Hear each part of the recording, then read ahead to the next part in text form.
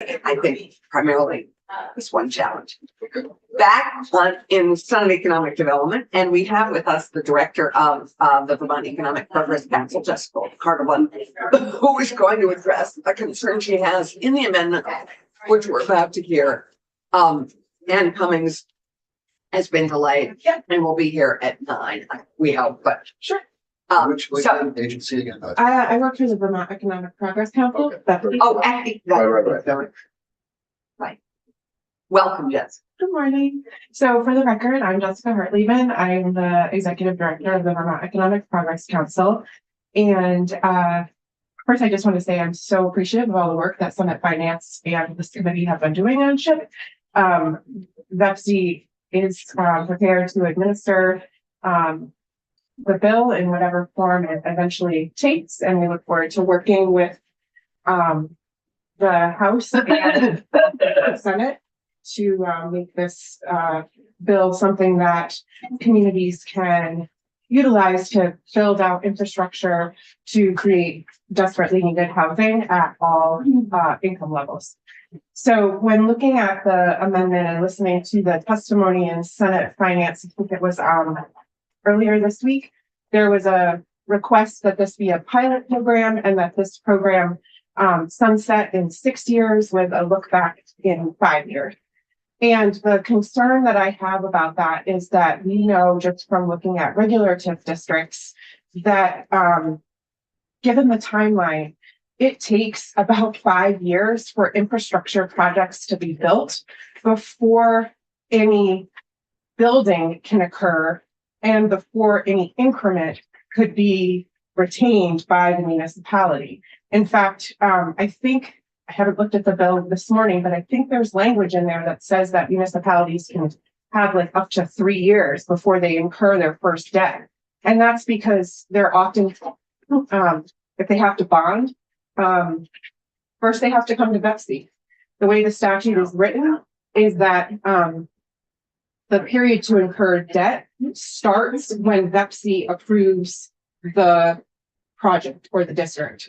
But prior to that, they have to get their approval from their own select board or alderman. So in order to maximize the amount of time that they are going to incur debt, if a project were to get approved, I'll just use Rutland as an example because it's top of mind.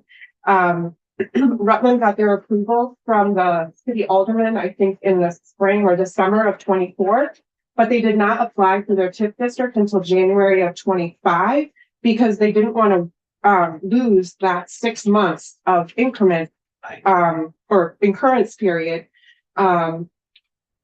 because they only have a short amount of time to do that. So they're currently today they're presenting their final proposal to the council. If the council approves their TIF district today, they then would have to go and bond. So they're going to have to put that out to a vote.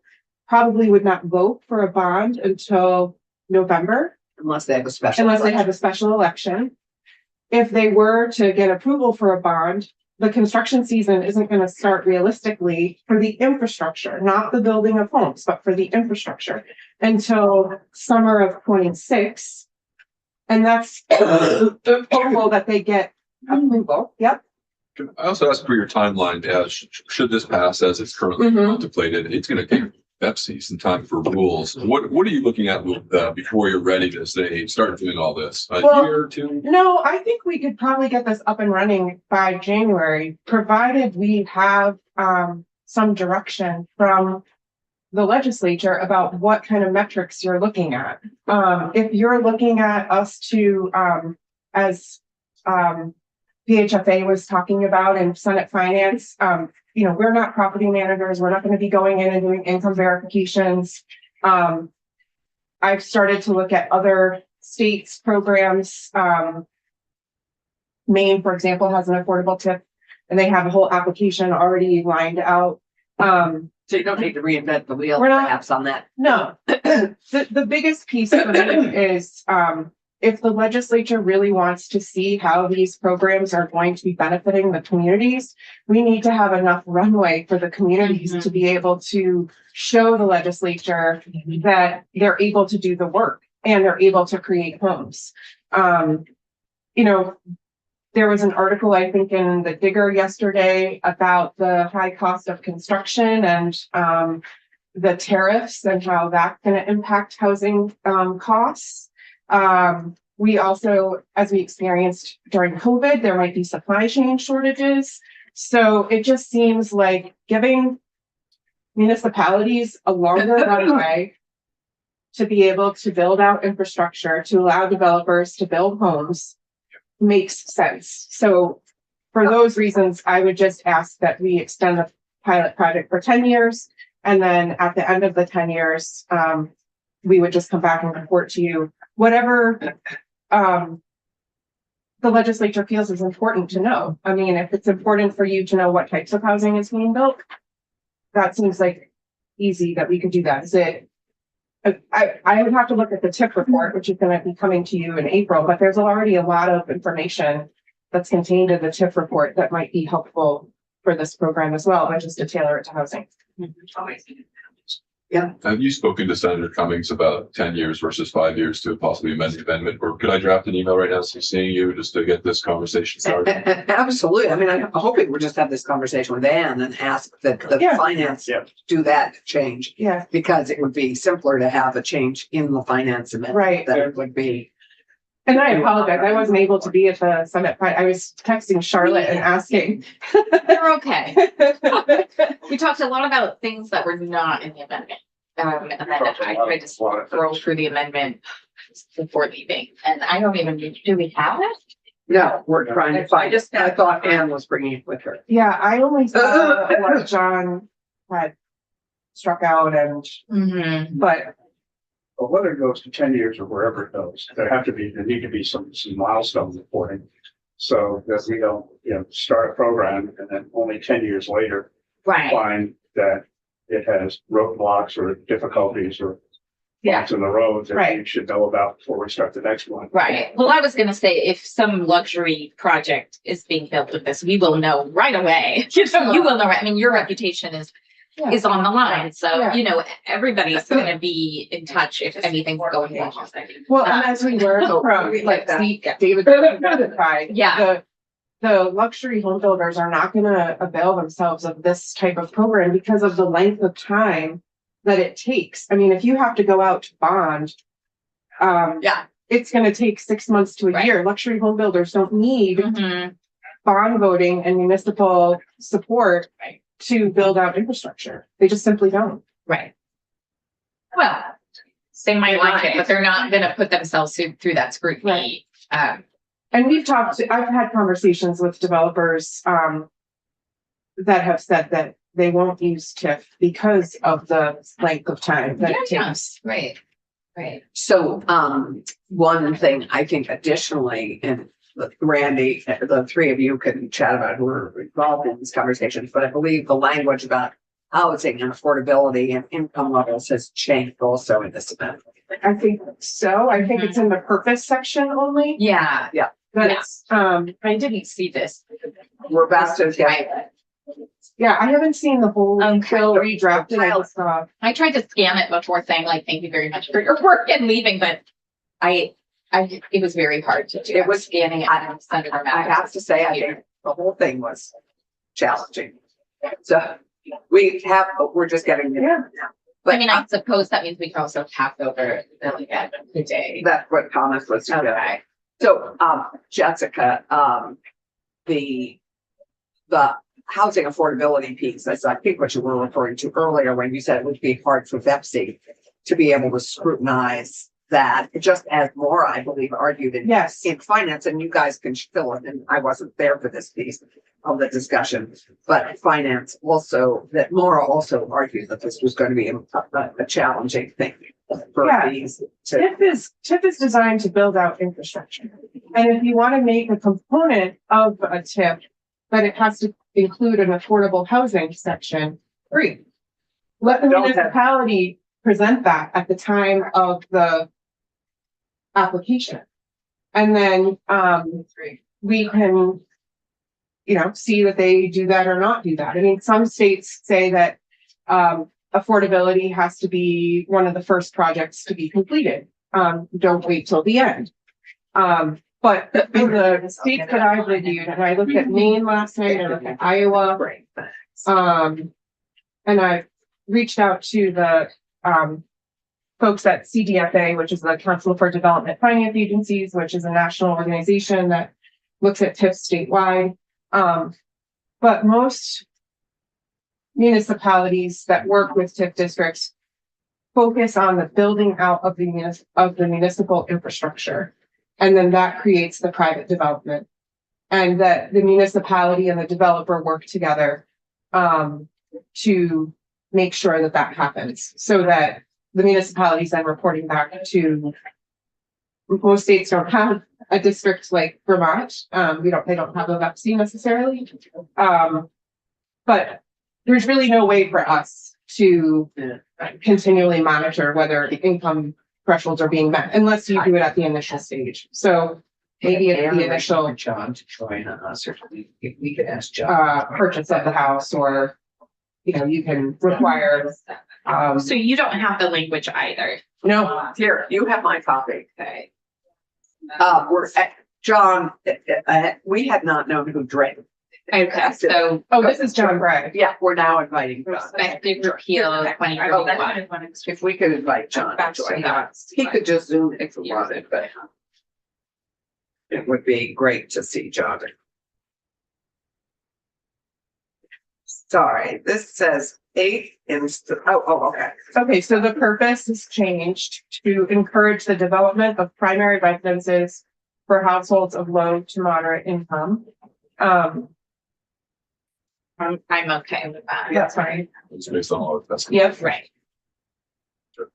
And I 100% agree with the testimony that the HFA presented. I thought that her testimony was very compelling, and Yep. agree that Betsy's not going to be able to do what the level of that VHFA. Okay. Okay, second is commercial and industrial by Frankie. Third, Do you all know all of these amendments? Cal? I read this yesterday and I did have one question about the ninth. So okay, so can we just work our way through and get to that? There, most of it looks like some renumbering in third and fourth, Oh, so the 7th is where you're going to want to change. and purpose is where we want to just land for the moment. So you're okay with that, Jessica? Sorry, can we go back like one by one? I don't know Yeah, when we're I gonna agree. get that. Great. I just don't wanna, Yeah, so John will be here, I hope, in this. should I?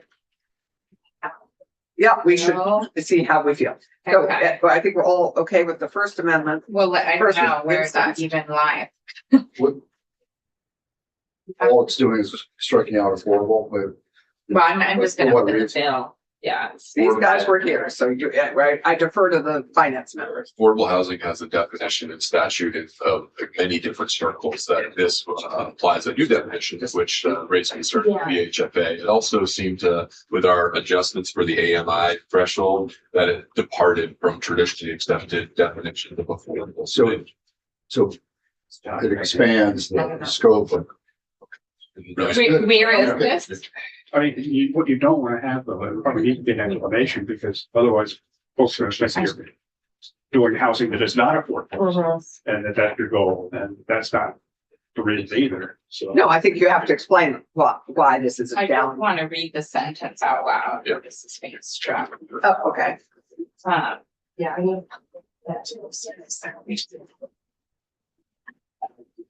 Well, the question is there a succinct way of explaining the first, Well, Senator, without saying, well, it doesn't, there's certain things in other places that do something else, that will leave people more confused. And raise even more questions. Is there a succinct way of describing why the word affordable is being deleted? So I'm just reading this sentence out loud, the definition of housing development. Housing development means the construction of one or more buildings that includes affordable housing. So now it means the construction of one or more buildings that includes housing. I'm okay with that. Again, I mean, someone else is explaining. If we're having, quite honestly, at this moment, with the time that we have. If we're dependent on Pepsi for administering this, we have to make it possible for Pepsi to do it. Okay, So so I second, think that's a piece of it. I mean, that's what we have to do. section 6. Yeah, I mean, That's we're what I'm saying. able to monitor housing and the building of housing, but we're not gonna be able to monitor the affordability, just like the HFA Right. talked about in Senate Finance. Subdivision 10A.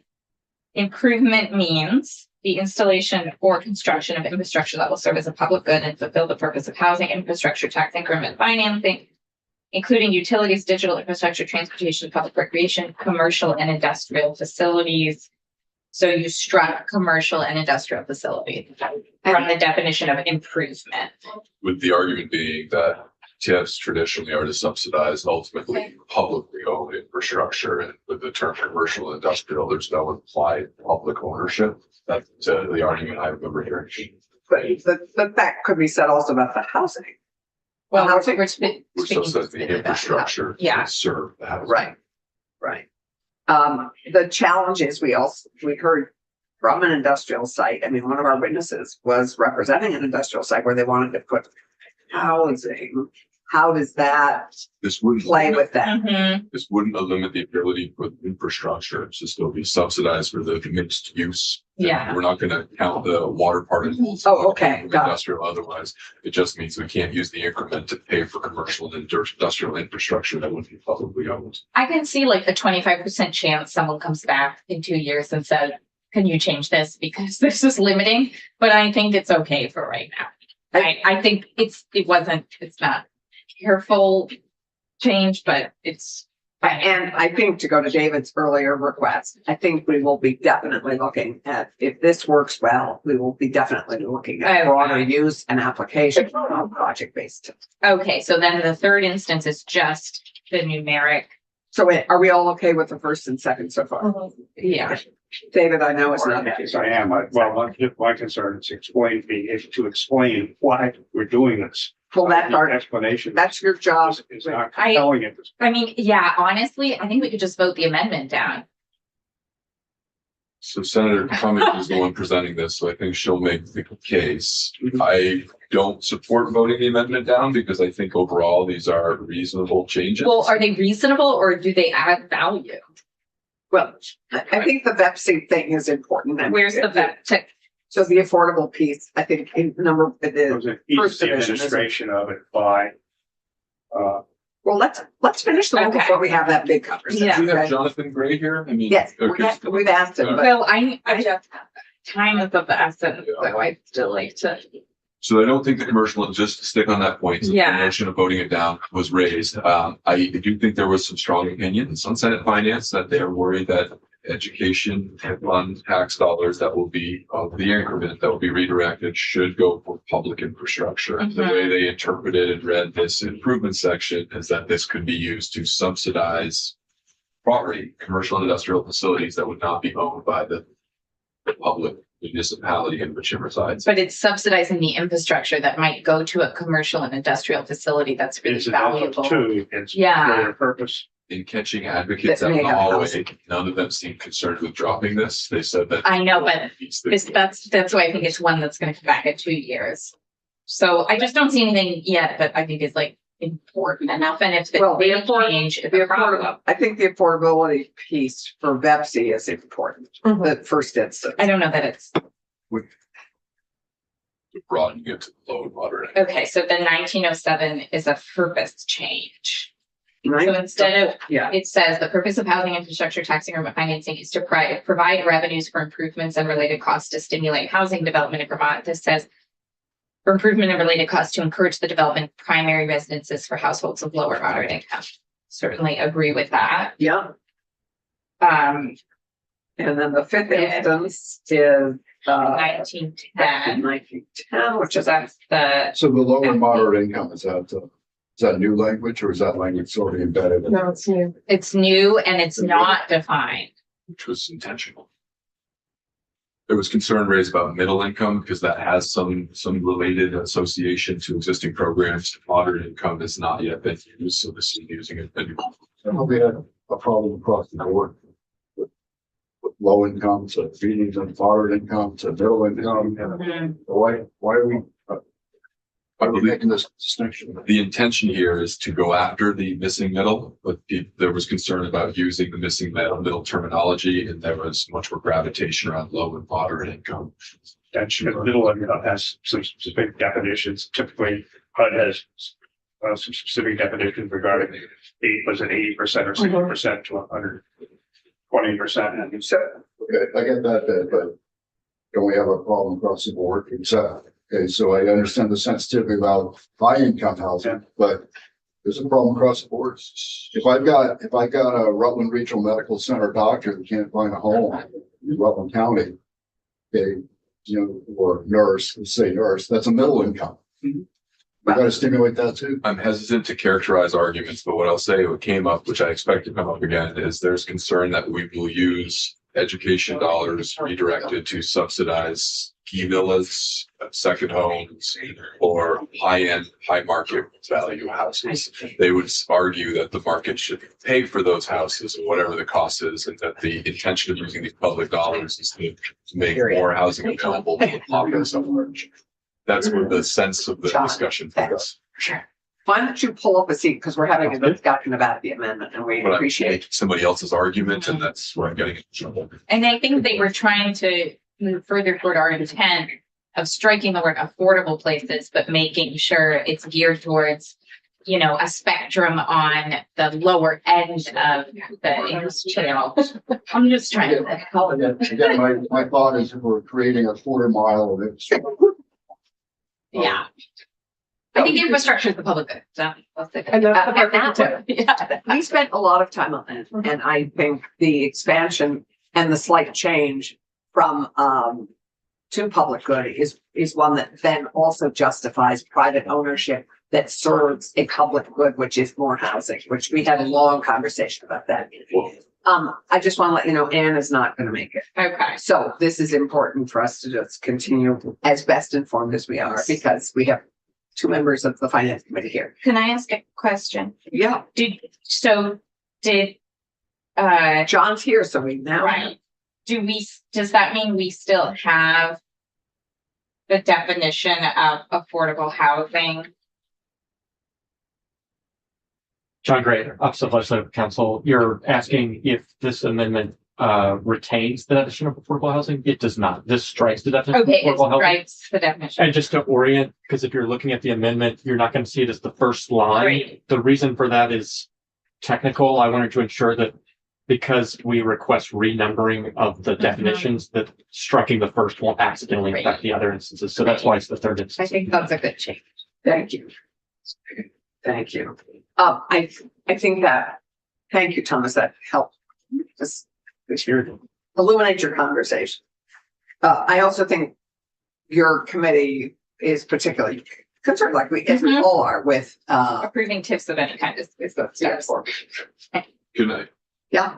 So John, while you weren't here, I was doing my best to characterize some of the reasoning for the Yep. second instance of amendment, commercial and industrial facilities, thinking the whole time Jonathan Gray would do a better job. I can certainly explain. So the Would you like to do I think we were clear on the first instance, but if you'd like to keep going, that would be great. Yeah. Oh, right, did you have something to No, add? I do not. It's just reacting to my colleagues. I was trying, but I just think he I does better. think I thought you actually did very well, John. So the second instance of amendment is just removing from the definition of improvements, which is the infrastructure piece, commercial and industrial facilities. And the thinking behind that is that just renovating commercial and industrial facilities isn't a kind of infrastructure. This doesn't in any way mean that the development that is related to the infrastructure can't be commercial and industrial Okay, facilities. This is just making clear that the list of indicative items that are infrastructure, things like water and sewage, broadband, and like classically infrastructure are accurate, basically. And the idea that commercial and industrial facilities was somehow a kind of infrastructure didn't really make sense. But this does not in any way mean that development that is stimulated by the infrastructural improvements pursued through this program can't include commercial and industrial Right. facilities. Good, because as we heard from the housing developer who was so stymied in a commercial and industrial Yep. site, And- this would enable that. And to say even more, the infrastructure would be available for use by anything. It is not limited to, so. And to go to Rutland concern, which you're about to hear, because you're gonna need to go soon. Yeah, That means they, which is a commercial industrial site, it could also possibly include some housing and still be, but yeah. in theory, it could, as long as, but I don't, I mean, is that the purpose of, It's Yeah. primary purpose. primary purposes for housing? Third instance. So we okay with second? Okay, third. The third instance is what we actually just spoke about, which is striking the definition of affordable housing. Okay, let's keep going. The fourth instance is updating the purpose. Previously, this had been about just stimulating generally affordable housing within Vermont. And now this says the purpose is to provide revenues for improvements and related costs to encourage the development of primary residences for households of low or moderate income. Right. And I'm fine with that. And you're okay with that? Can you manage that? I think it's going to be up to the municipalities to decide what is low to moderate income in their individual communities. And if the municipalities need to identify that and state that and then present that to FEPC as part of their application. As long as the legislature is okay with municipalities defining what low to moderate incomes are in their communities, then that's not going to be administratively burdensome for us. I just would hate for the program to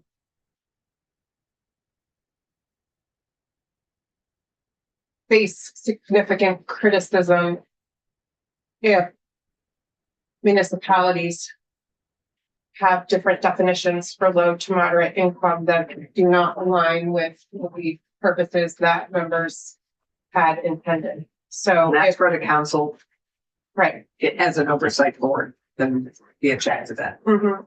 But I mean, if the legislature has a very strong opinion about what low to moderate income should be, then the legislature should direct FEPC as the oversight to tell us that. So perhaps this is something, I'm okay with this language. I am okay with But the yeah, language. but so it's the kind of thing I think that given that this is an evolving conversation and the House is gonna have its bite of the Exactly. apple, I would let the House work on that. Exactly. But I do think it's actually more desirable to leave it flexible. I 100% agree with that. Yeah, especially as, right, with everything It's just changes.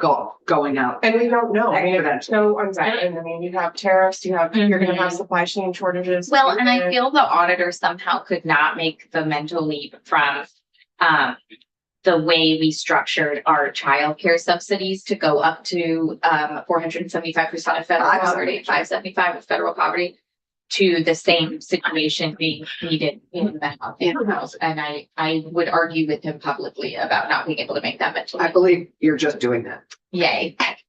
Okay, let's keep moving because Jessica has to go to a VEPC board meeting and we have witnesses on in a couple minutes. Yep. So fifth instance of amendment, this is another flow through change from that removal of the definition of affordable housing. What this is talking about is the project criterion in the section that describes the VEPC application, and that project criterion says needs to look at that development application and see if the projected housing development includes, and by striking out the word affordable, what it would now say is that the projected housing development includes housing. So you're just stripping out, conforming that change to removal of the affordable housing definition. Okay. The sixth instance of amendment is adding a new piece of information reporting. Section 1910D, which is what's referenced here, is your information reporting section of the bill.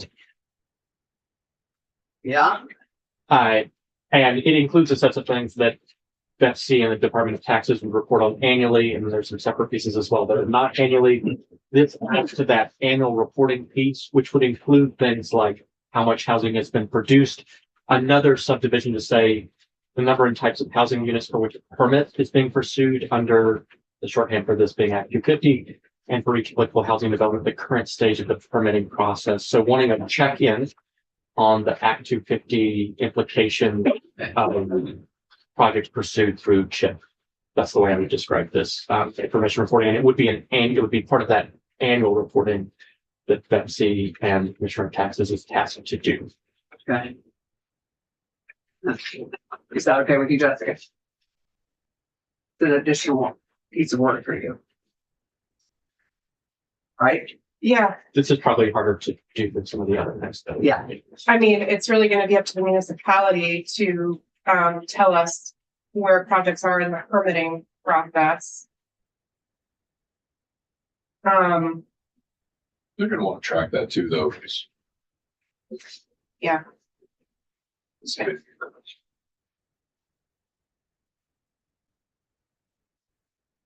I think it's fine to leave it in for now. I want to think about it and we can tweak it in the house.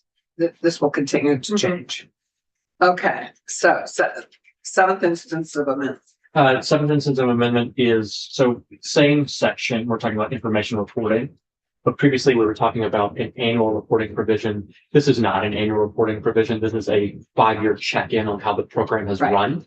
So on or before January 15, 2030, BEPC to submit a report to committees of jurisdiction, including you guys, evaluating the success of the program in achieving its purpose, which we should walk through that purpose, including by identifying the amount and kinds of housing produced through the program, which is going to be information they have available because that's been going out in those annual reports. And by determining whether the housing development pursued has satisfied the project criteria and location criteria. So basically, it's a 5-year check-in on the It's just success. of the program. update. So I'm viewing this as a check-in or update. You're not, Well, it's duplicative. Because we're doing something on an annual basis anyway, and Yeah. we're reporting it annually to the committees of jurisdiction. So I'm not sure what value, what new information you're gonna be getting in 6 years or If I- 5 years. If I could offer, I agree that certainly identifying the amounts and kind of housing to produce, that's going to be something in your annual reports. The second piece is I think folks presume this is happening, but it's checking in to see that, at the first stages of the process, people are saying that housing development is going to occur. And after a 5-year check-in, I think part of the hope is to see if people actually followed through on what they stated would happen. There may be a simpler way to achieve that, but that's what I would say the second piece is, and you could argue that substantively this is slightly broader and saying evaluate whether it's achieved the purpose, but I would agree a large portion of what this is duplicative of information you would probably see. Thomas. I would characterize the intention of the Senate Finance Committee based on the discussions that Senator Brock and I were in, is that this was queued to be a year before the prospective repeal, so that it would be 5 years from now, people could make sure that luxury homes and ski villas weren't subsidized with this program and that it would be repealed if so. That was where the intention was. I do the next section. I've already sent an email CCing you, John, about extending the sunset to 2035. It's a question to me if this somewhat duplicative report should be 2034, a year before then. Year before the 10-year If they sunset. do an annual report to us, I'm not sure what we need, It's to allay concerns about the possible but use of public funds towards those that don't necessarily need them. I know, but we don't anywhere enable public funds to be used for seasonal residences. Except for the tip at Killington, which I know has a lot of concern for, Those are the concerns that are dominant. that is one of the few exceptions of all the other tips. I mean, that is one. And to Senator Chinna's point, if you resolve that this is something you wanted, which I understand is an open question, I would agree. I read this to be, it's meant to be a year prior to whenever you sunset. So if you were pushing back the sunset, you would want to tie this. So we are requesting at Betsy's request to push back the sunset to 10 years. And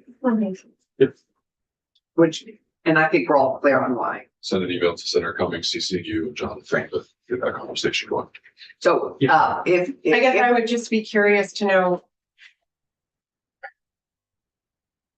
the amount and kind of housing produced through the program. We may not know in 10 years the amount and kinds of housing produced through the program.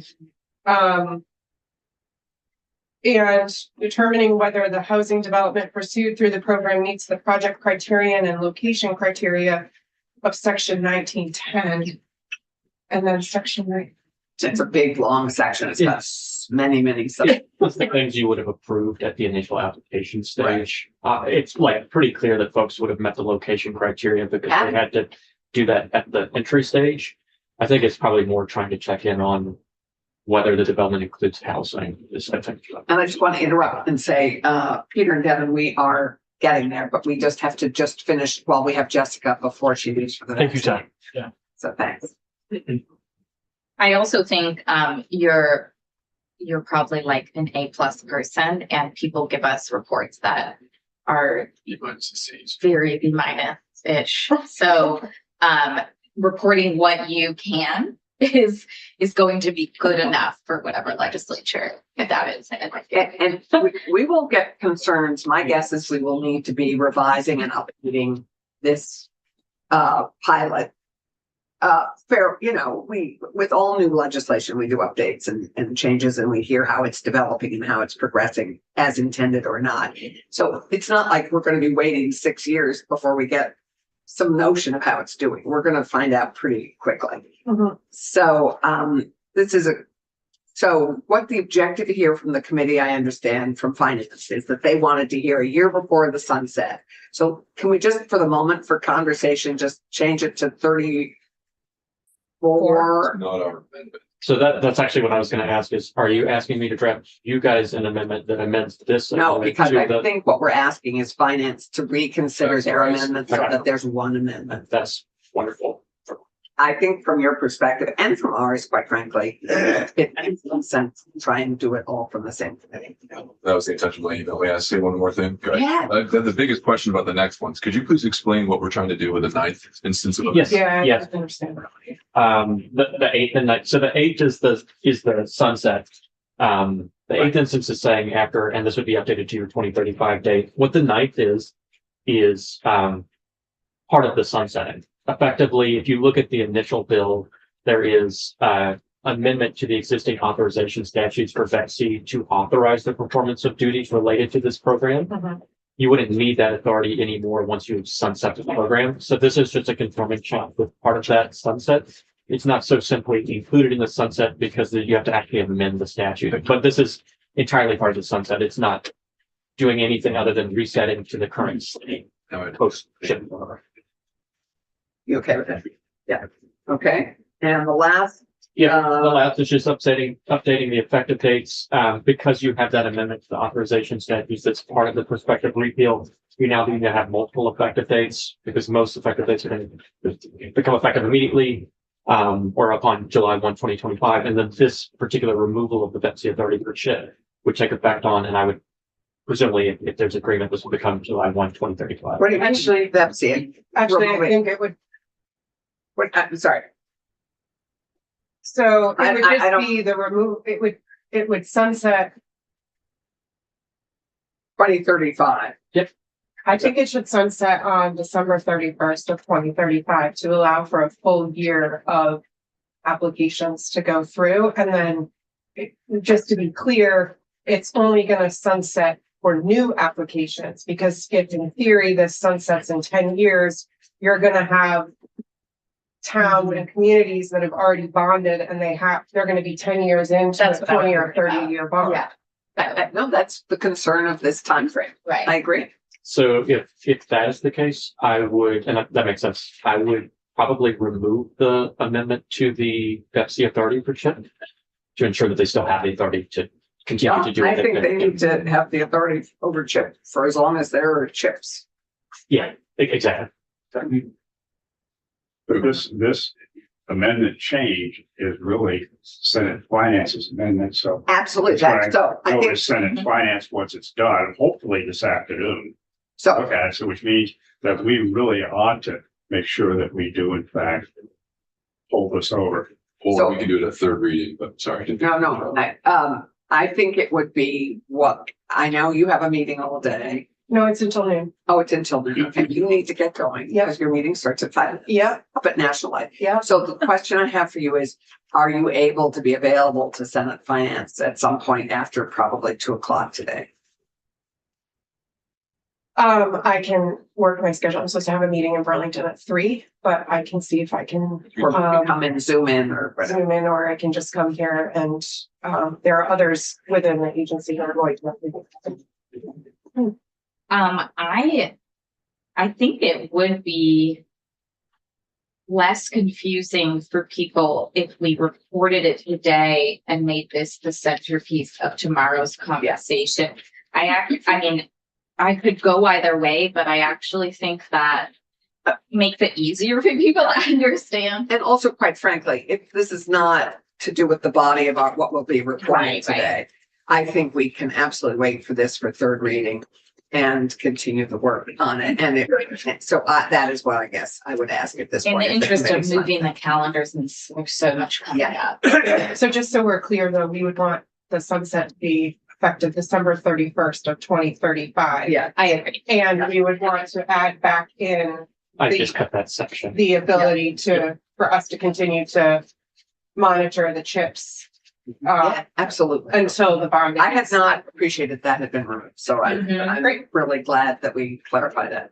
And someone from Senate Finance will let me know if I should come back or. I Thomas is imagine you should. The vice chair, Okay, the vice chair is on it. okay, thank you. I really do have to go. Because Yes, no. Senator Weeks's district is awaiting a potential TIF approval. Which he is very excited Good about. things. It's been discussing it all morning. I'm sure. The project-based tip. The revitalization of the downtown is the, This is the downtown tip yes, as opposed to the airport tip. that is correct. So next one. Thank you very much. Great. Thank you. And Jessica, thank you for your flexibility. You're welcome. What, all our work was. No, No, I was listening. listening and then taking a left turn instead of going straight is Oh, yeah. right. Yeah. And John, thank you for Yeah, that's great. 15 years. Much appreciated. And it sounds like, obviously I'll do this today and maybe. If you just have that ready in your back pocket, hopefully finance will. do that today. Okay, sounds good. But Could you? best offense, best defense, is a good offense. I was ready for the. Oh, good. Sure. I'm on the amendment. Yeah, yeah. To make sure. The amendment needs to be passed over. I printed just the Yeah, executive I summary. know, It said where you walk. I don't think I did. Thank you. But maybe I did. You have them too. I just thought. My own. No, it's all right. Okay, but this, you're gonna want to be here for some of this. Yeah, no, Tom, I'm not on the amendment, so I can't really. Thank you. Oh, Jessica, good luck today. Thank you. Okay, gentlemen, welcome. Why don't you both come join us? Thank you very much. We're You. eagerly anticipating the follow-up report on our baby, our Act 181, Your baby. our baby. Well, yeah, the committee did some great work for that fight, and we're very proud of it. So, welcome. It's good to have you. Thank you very much, Madam Chair, members of the committee. My name is Peter Gregory. I'm Executive Director of the Two Rivers Ottauquechee Regional Commission, Windsor and Orange counties primarily. It's Devin Neary. Yep, Rutland Regional Planning Commission, Rutland County. Mine is Pittsfield. He's still out of town from now. No, we stole it. I know, I know. So you can blame me, but you know all us, Devin, because I know Peter does, but Yeah, I think so. have you met Thomas and Yes. Yeah. Keisha and Randy? Okay, Yep, great. of course. I know David. Yeah. Sure. Yeah. Very good. Well, thank you very much for your interest in hearing a summary from us on the report. And thank you for including this report requirement in Act 181 last Oh. year.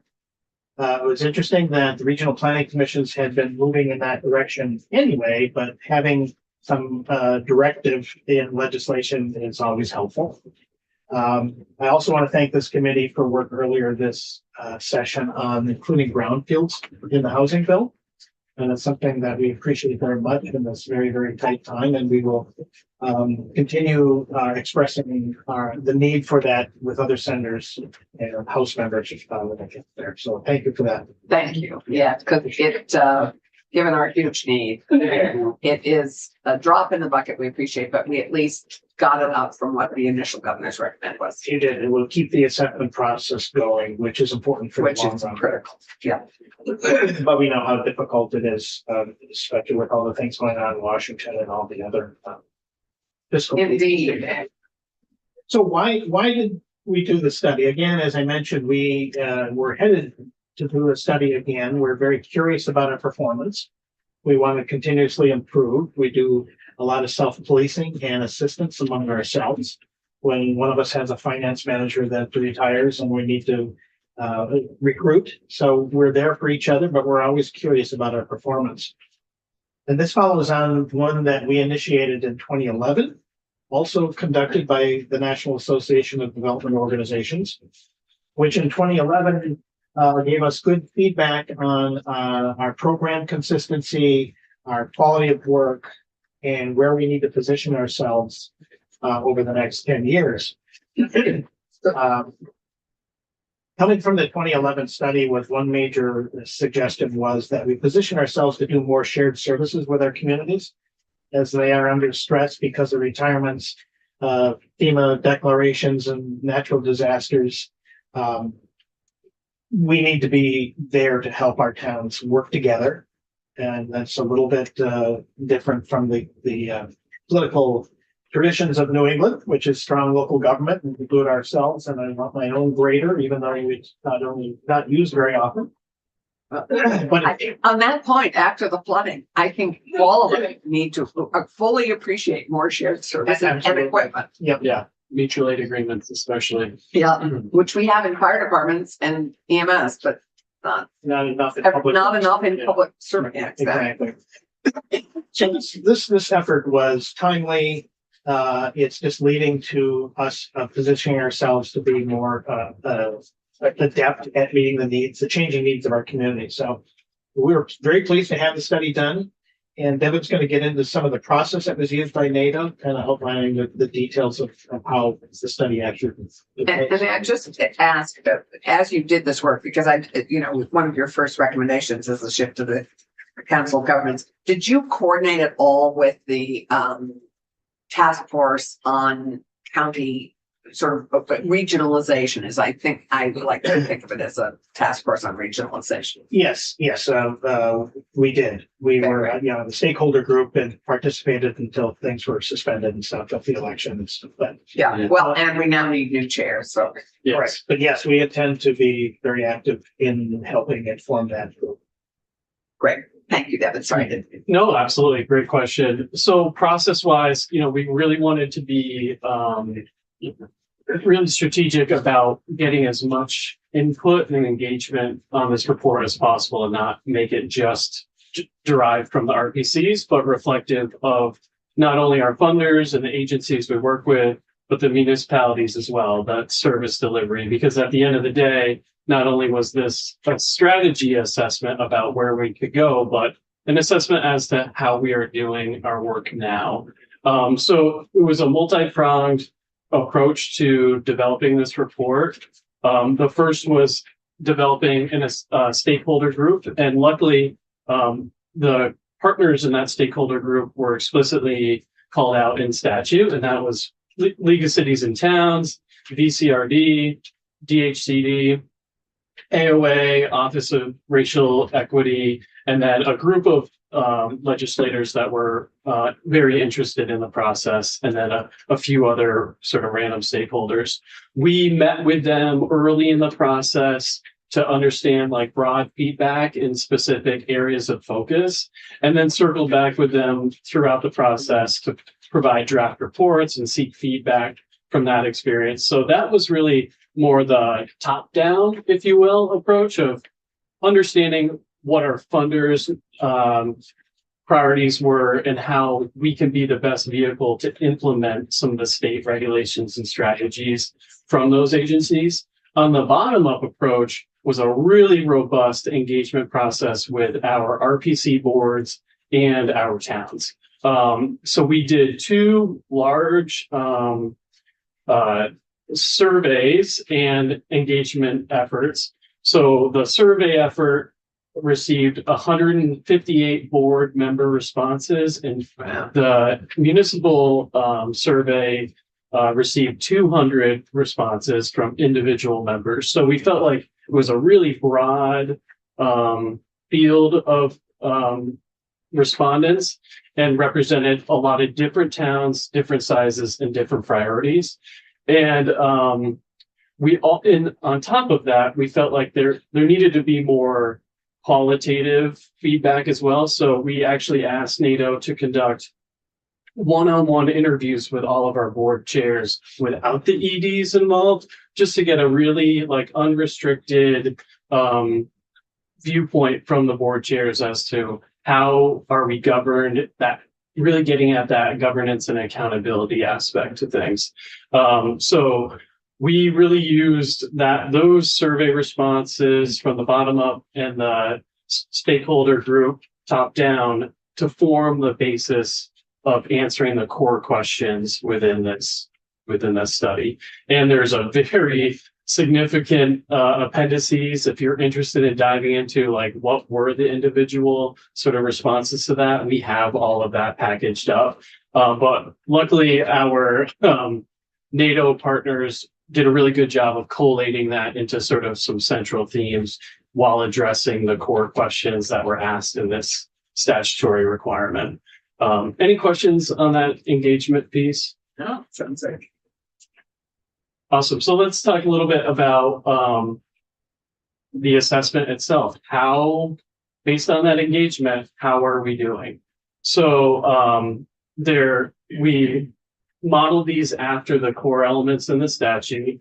So governance being the first, and the study found that we actually are doing a really good job of governance, and that we have fairly good representation that's broad from both municipal officials at the select board level to the town planning commission level and everywhere in between.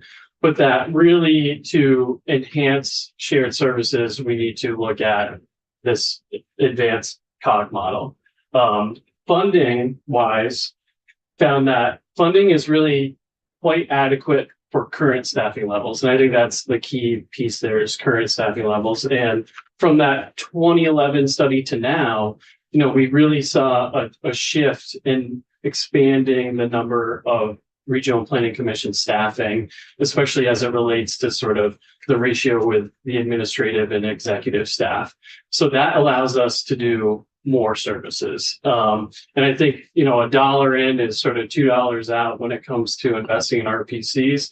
Every staffer we can fund really allows us to do that much more work within our regions. If I can, so for the new guy in the committee, Yeah. the COG model, can you just take a moment? Yeah, Just so I actually, know what, he's going to actually get to that in just a moment on the recommendation side. So if you could just hang on, Dave. But what does it stand for? Is that? Oh, yeah, sorry, Council. no, I get that bit. Okay, yeah. Sure.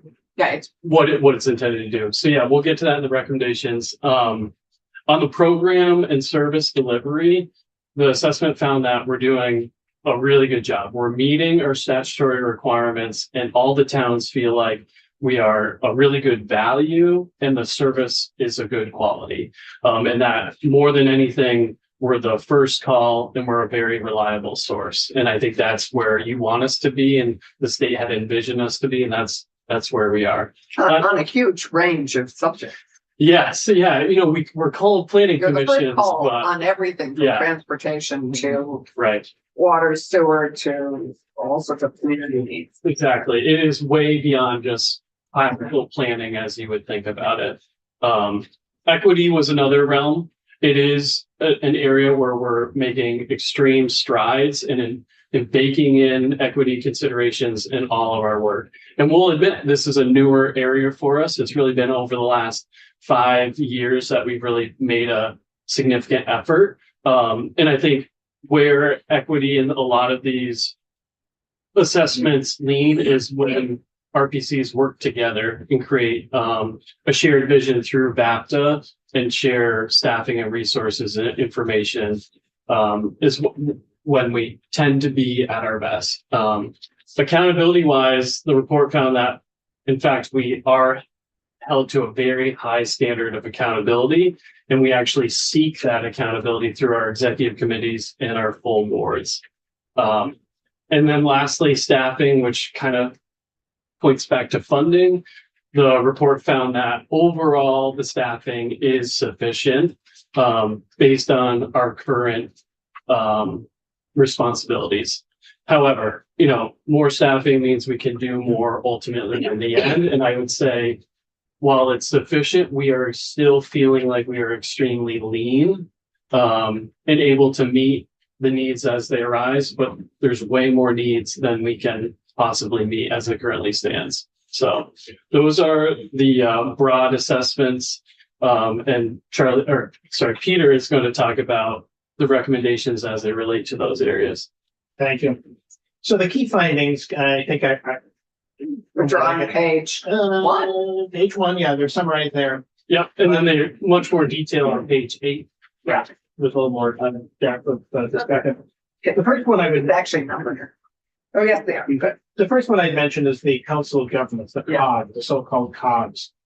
And NATO suggested, as have many reports over the years in Vermont, suggested for us to better serve our towns, we should transition to a different governance model, not just for the sake of transitioning, but to enhance our ability to provide shared services and what our towns need. So they suggested that we transition to a council of government model over a couple of years. There has been a bill put in the House to transition RPCs in that direction. But again, it's really to help us. But it wouldn't just be, Steve, that would be, if we're going to transfer to a council of governments model, that's much more than RPCs. It is. So a council of government is, as it's used in most parts of the country, are organizations that are generally composed of a board of elected officials. So in Vermont, they would be select board members. The people in the towns that have the, control the purse strings. So they would be the ones deciding on which service that the COG would voluntarily provide to their towns. So that's a different model. So in most parts of the country, COGs, they do a tremendous amount of sub-state service delivery with their member communities. Some own transit companies, some own solid waste facilities. Right. They do, the county or not county, regional assessment. Yeah. Which is something being talked about in the But legislature. it's an expansion of our regional governance. Yeah, the regional planning tasks and statutory responsibilities would not go away. This would just enable the entity to do the contracting side with our communities on a volunteer basis. Two Rivers is also already doing some of I was that. going to say, I thought you guys could do that already. Well, in 2016, 2017, the legislature provided us with shared services enabling, which is kind of clumsy and not streamlined as much as we would have hoped. We had attempted to go forward with the COG model.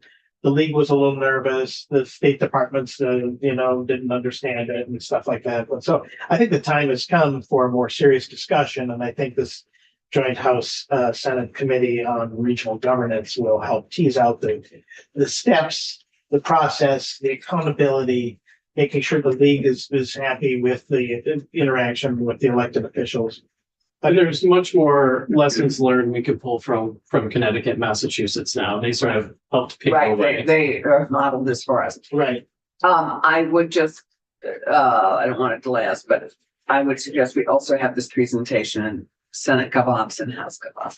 Correct. Well, the House of Ops has the COG bill in its jurisdiction. I know it does. The Senate, we would certainly, sure. But those are potential new chairs. Absolutely, yeah. Great. You don't have enough, it's all. 421. Yes. The other takeaway is to streamline the partnership that we have with our state agencies. And most of them are very, very good. We are an extension of staff for a lot of the agencies with the hiring freezes that they've been under for, it seems like forever. But in some cases, the agencies do not treat us as political subdivisions of the state and make us go through additional administrative hoops, like bidding on work they already want us to do, that the legislature wants us to do. So we're doing these kind of sham bidding processes, and it just costs money and time and frustration. And there is another bill, I think 233 in the House, and the House GovOps, to attempt to streamline our interaction with different state agencies. One would think that each of the state agencies would treat us similarly. One state government, but lo and behold, it's not always the case. So this would provide some direction to the agency of administration to treat us as political subdivisions of the state. We are not nonprofits. We're not vendors, providing aluminum pipe to the state. We are, it's more like an intergovernmental transfer of state government to us. So that bill, I think, would help. So, and NATO identified that streamlining of our partnerships. Who's NATO? The National Association of Development Organizations. That's the outside entity that did the assessment. Right. Good, very good. Thanks. Yes, and that is a trade organization and advocacy group on Capitol Hill that represents about 450 regional planning commissions, economic development districts. Okay, it's just a new term. Thank you. It is. Yeah, and this is like New acronym it's for a us. sub-research foundation that does this kind of work. Right. Yeah. I used to be chair of NATO. Charlie Baker from Chittenden is on the executive committee of NATO. So once again, Vermont is an outsized influence on work. So it's pretty good. And then accountability was a kind of a third key finding that NATO came up with to improve our accountability with our funders, better interaction on our performance with our state agencies. Sometimes agencies are a bit reluctant to say, the progress reports need to be better, but if we don't know they feel that way, then we don't know to improve. So it's really important that we have a strong partnership with state governments and that we are in lockstep. And then the final recommendation that I would highlight here is BAFTA as an organization, which is just the 11 regional planning commissions. BAFTA does not have any staff. They recommended part-time or full-time staff to help coordinate contracting with the regional planning commission, with state agencies, serve as a quality control mechanism, and then provide some self-awareness and RPC support. Most of the large state associations around the country do have some staff support so that the directors like us aren't doing things that benefit all as much. We're focusing on ours. Who is the president currently of VAPTA? Oh, Evidence. Okay, and that rotates every 2 years. year, every 2 years. Yes. Because you've been president, I know, and It's a couple of Charlie's been president. Catherine is most circular. Exactly. Who's gonna do that? Sort of like the chairs of the department. Yeah. Academically, Yeah. so that's rotated around. And that's to share the load, because ultimately what we're finding and why the staff person would be so valuable is we have our own RPCs to work with and deal with, and then we have all the state sort of functions that we support. And then really providing that like central organization of BAFTA. It's a tremendous effort. We all sort of share that load now, but we're at the level where it would necessitate paid staff. Yeah. No, you're good. You're absolutely good.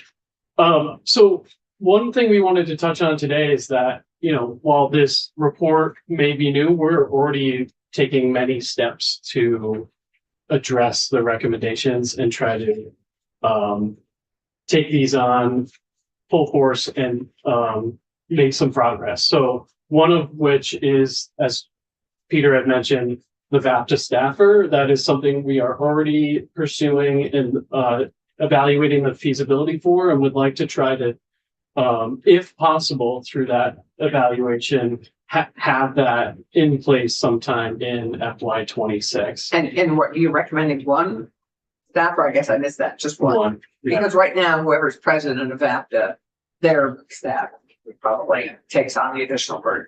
Yeah, how it works now, and I think we talked about this a lot in our early session sort of presentation, is that we do our best to share the load, but it depends on the year as to how much that load can be, from contracting with new services or new programs through a state agency to doing this work, interacting with the legislature and agency staff. So I think that would help us a lot just to stay organized and much more focused.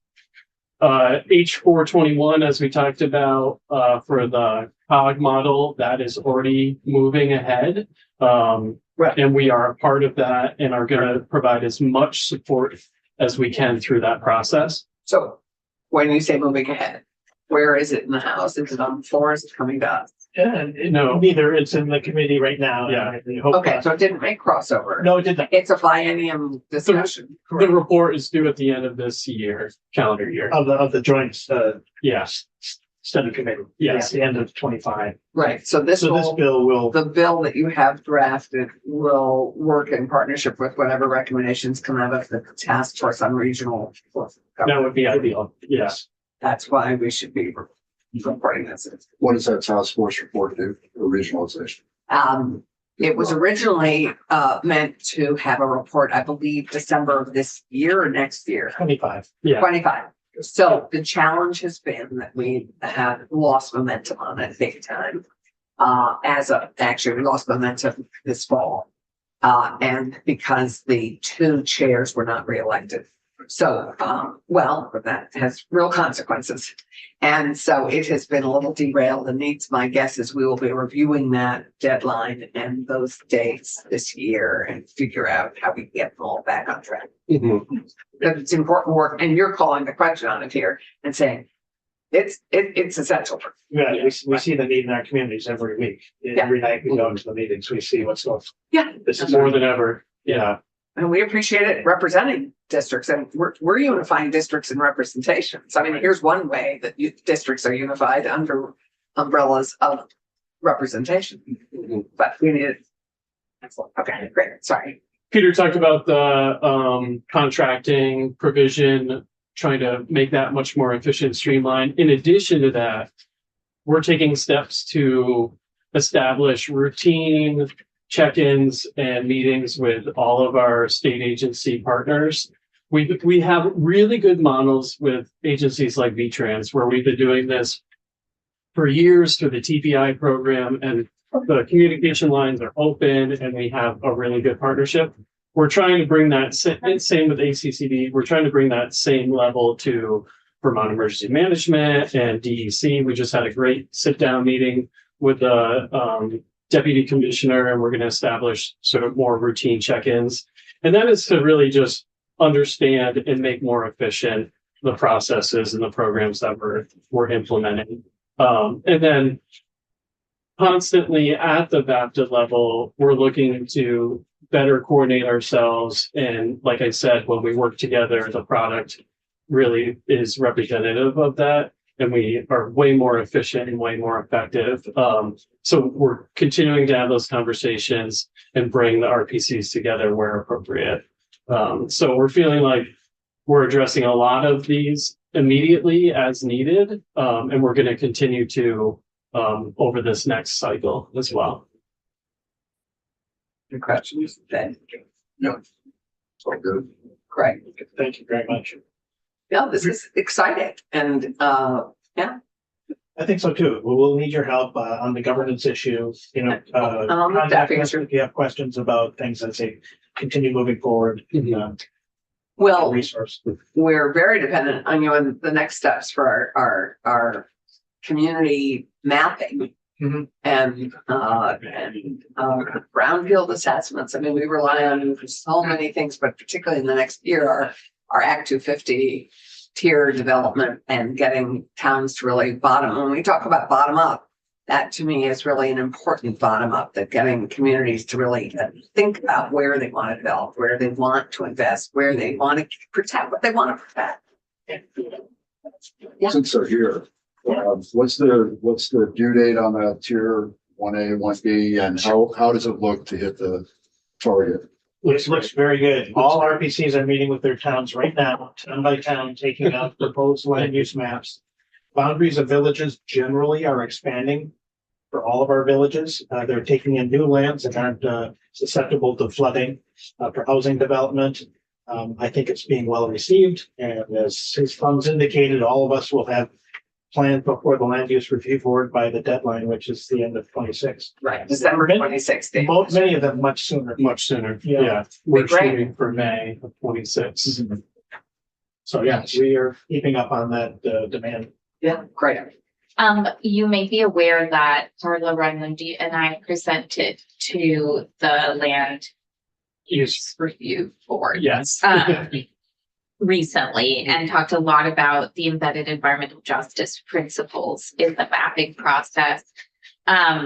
because the RPCs start the process and then it's kicked up to the LRB, you know, it's obviously best if those environmental justice principles are embedded in the work you all do to ensure congestion and costs aren't being pushed into lower income or less politically powerful neighborhoods while, you know, people continue to protect what they have who have political and financial ability to do so.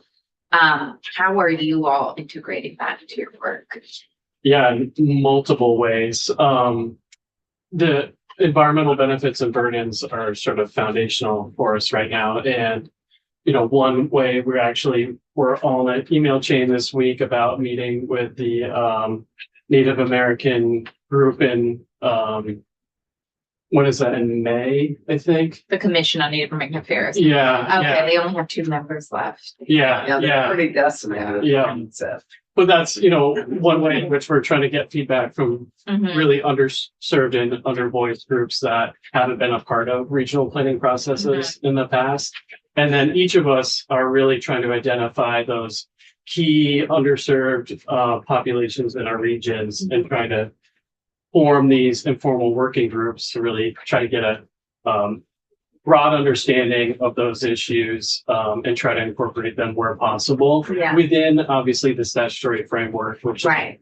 we're lucky in that pre-Act 181, we knew our regional plan was coming due in 2026 anyway. So we had started this work and anticipated this to be a core element in our engagement. So we created a really robust public engagement policy in the Rutland region Mhm. and started this work at the onset of the actual plan itself versus the regional future land use map, because we believed that the broadest bucket needed to be understood first and then fine tuning those details, because it is highly technical when you talk about future land use areas and sort of development patterns. Right. We can really sort of lose folks there. So starting at the broadest, how is this impactful to you? Yeah. What does it mean? Yeah. Was really the conversation we try to have with like Rutland County Pride Center and Vermont Center of Independent Living and Mhm.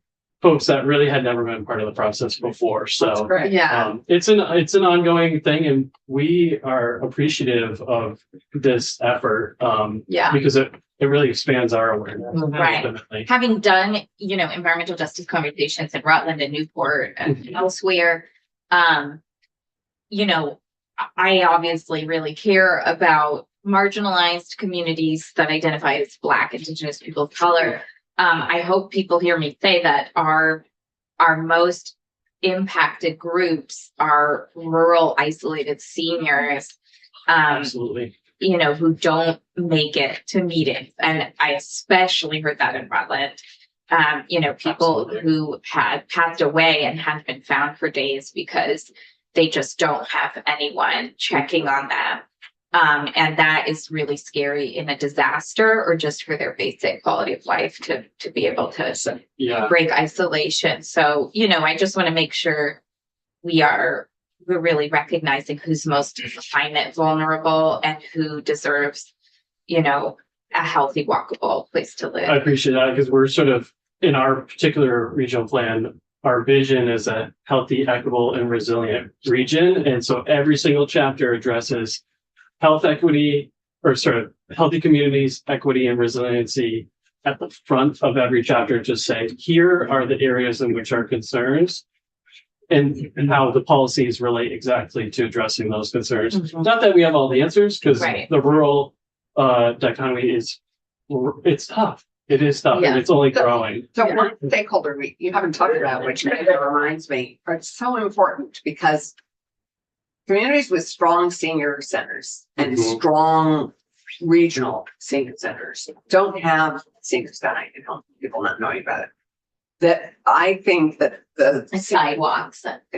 senior centers are advocates for very strong community building, reducing isolation, getting meals to people in their homes, bringing them in. They are incredibly important partners in this. And I I want to make sure that we think about them because I don't think we often remember to include them in this work. And they are doing their own regional networking and knitting together.